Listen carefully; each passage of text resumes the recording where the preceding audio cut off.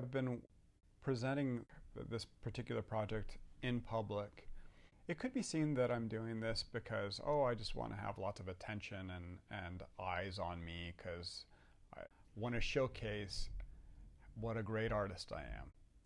But really, there's other reasons that have more to do with like core values that I have, which one of those is being transparent and the idea of transparency. I think transparency is especially important today. We're in a society right now where when we look at the news or media in general, it seems as though we're getting lied to all over the place and we don't really know what's true.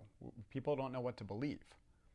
And I'm a discerning person, but a lot of the time I don't know who to trust and what to believe. I saw this video on social media with like this family of owls, and there was a mother owl with her little owlets in a nest, and there was a little kitten in the nest with these owlets. It visually looked real, but I got to thinking, this is so weird and so unnatural. Cats attack and kill birds and like to eat them. And the natural instinct of an owl is, especially a mother owl with its little owlets, would be to protect these from a predator. So I realized this had to be an AI-generated fabrication. And what's messed up about it is, in the real world, when we witness a juxtaposition of unexpected animals having a relationship, it's meaningful to us because of how unique and special it is. But in this situation, it's just pure deception for the sake of clickbait. And so that's actually a lot less corrupt than the various other ways that lies are created through media. But it's still this falsified thing where whoever created that video is taking our attention. And our attention is valuable. It becomes more and more valuable today.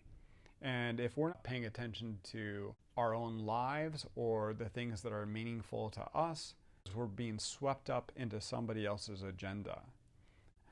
Just like in media, there's also a lot of deception in the visual art world. In the art world, people have deceptive processes that they don't tell people about how things are being created because they're trying to get as much money as possible. Like, for example, I used to have a studio mate of mine.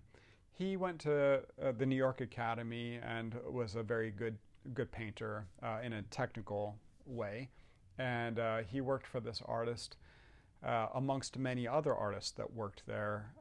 But he worked for this artist that did photorealistic paintings, right? But none of his paintings were actually painted by him.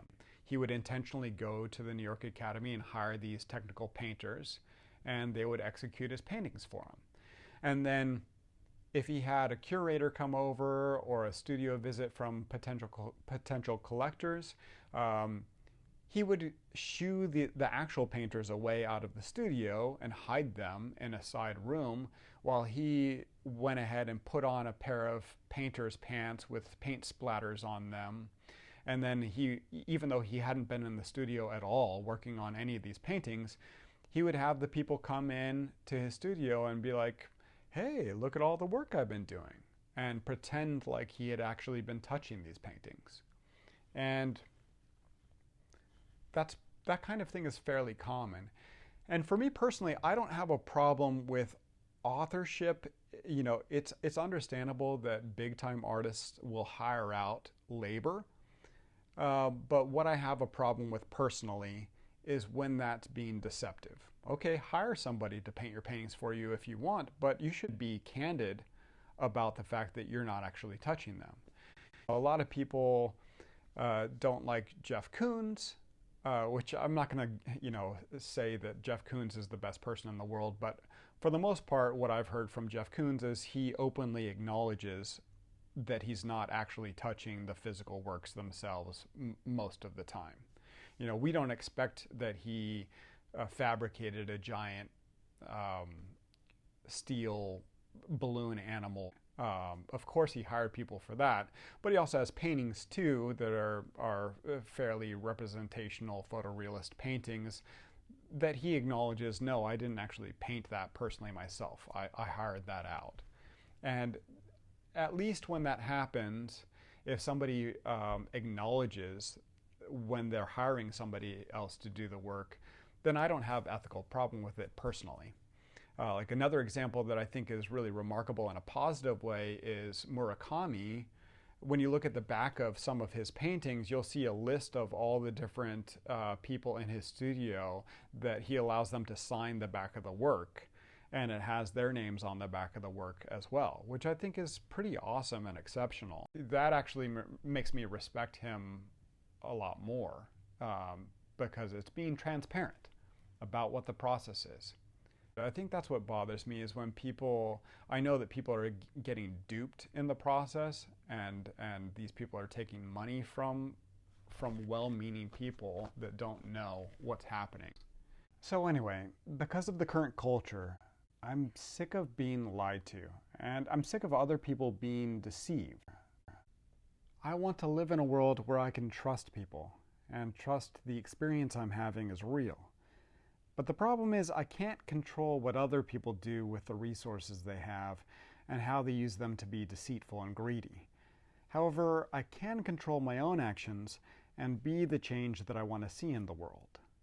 And so that's what's led me to this project, or that's one of the big reasons behind why I'm doing this in this way, is for the sake of being transparent and being very direct and open about my process. You can see me personally mixing the colors myself and applying brushstroke by brushstroke, one at a time. And it's a labor-intensive thing. And I'm putting my energy into this painting. And so part of the value is just the energy investment. And anybody can witness that.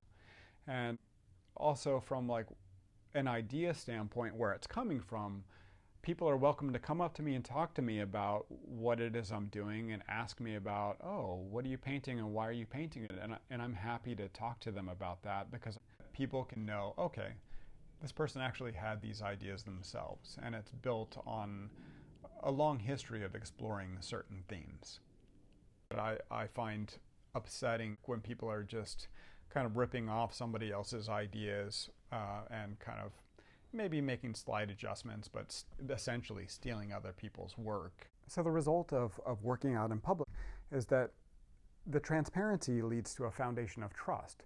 And when people engage with me about the artwork, we're having a real, authentic experience together. They feel free to share their ideas with me, which I really value. And it's more of a cross-pollination of ideas.